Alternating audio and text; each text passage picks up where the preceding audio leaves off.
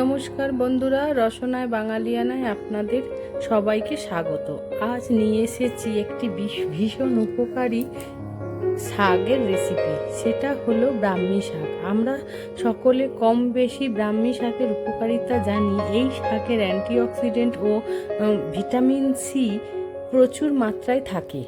স্মৃতিশক্তি বাড়াতে সাহায্য করে, ব্লাড প্রেশার, ডায়াবেটিক্স ও স্কিনের চুলের সমস্যা দূর করে।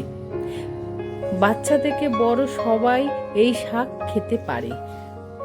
এই শাকটি আমি রান্না করে দেখাবো, কিভাবে রান্না করলে ভালো হয় আপনাদের সেটা আমি দেখাবো। প্রথমে শাকগুলো আমি কুচি কুচি করে কেটে নিচ্ছি।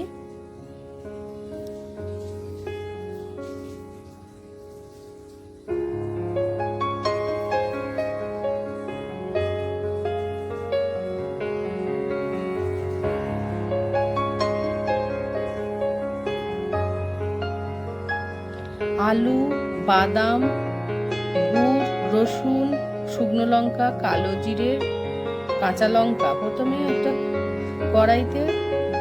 কড়াই গরম করে তার মধ্যে পোস্ত দিয়ে ভালো করে নেড়ে চেড়ে পোস্তটাকে নাবিয়ে দেবো।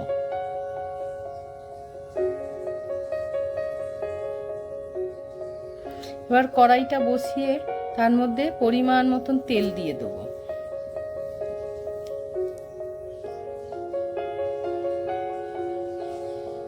তেলটা গরম হতে দিতে হবে। গরম হয়ে গেলে তার মধ্যে কাঁচা বাদামগুলো দিয়ে ভালো করে ভেজে তুলে নিতে হবে।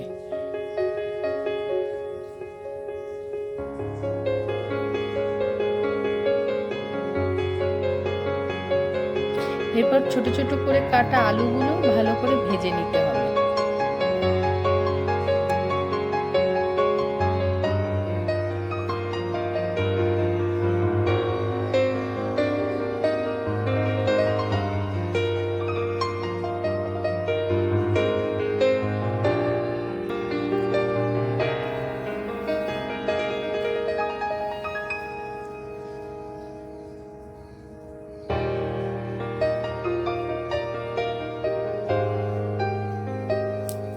আলুগুলো আমার ভাজা হয়ে গেছে। এবার একটি পাত্রে তুলে নিতে হবে।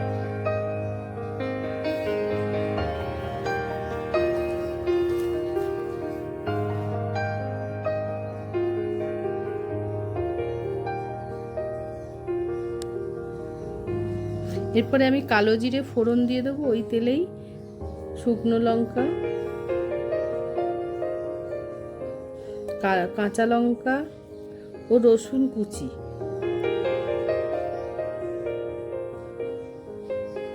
দিয়ে ভালো করে নেড়ে দেবো।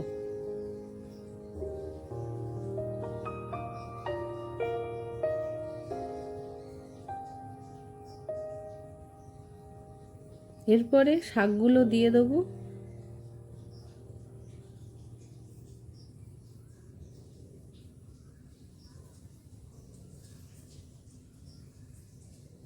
শাকগুলো দেওয়ার পরে সামান্য পরিমাণে নুন দেবো।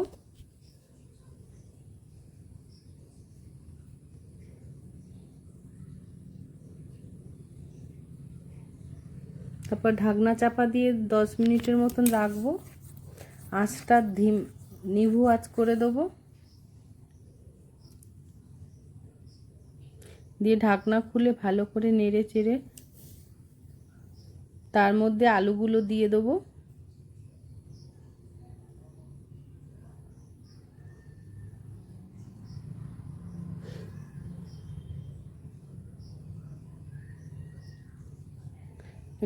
পরিমাণ মতন হলুদ দিয়ে দেবো।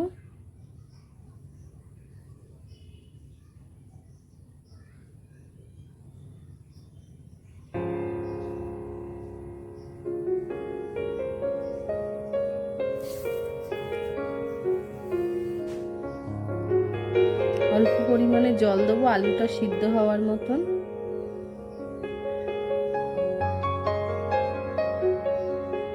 দিয়ে ঢাকনা চাপা দেবো। জলটা শুকিয়ে যাবে। জল আমার শুকিয়ে গেছে। এবারে নাড়াচাড়া করতে হবে। গ্যাসের ফ্লেমটা বাড়িয়ে দিলাম, দিয়ে গুড় দিলাম, গুড় দিয়ে আবারও নাড়াচাড়া করলাম।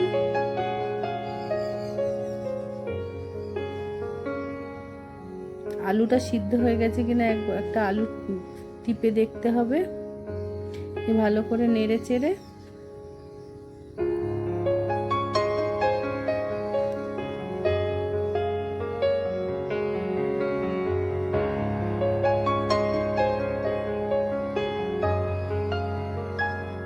ঢাকনা চাপা দিতে হবে 5 মিনিটের মতন। 5 মিনিট হয়ে গেছে। এর মধ্যে আমরা পোস্ত ভাজা আর বাদাম ভাজা দিয়ে ভালো করে নাড়াচাড়া করেছি। উপর দিয়ে ঘি, হাফ চামচের মতন ঘি দিয়ে দেবো, দিয়ে ভালো করে নাড়াচাড়া করব।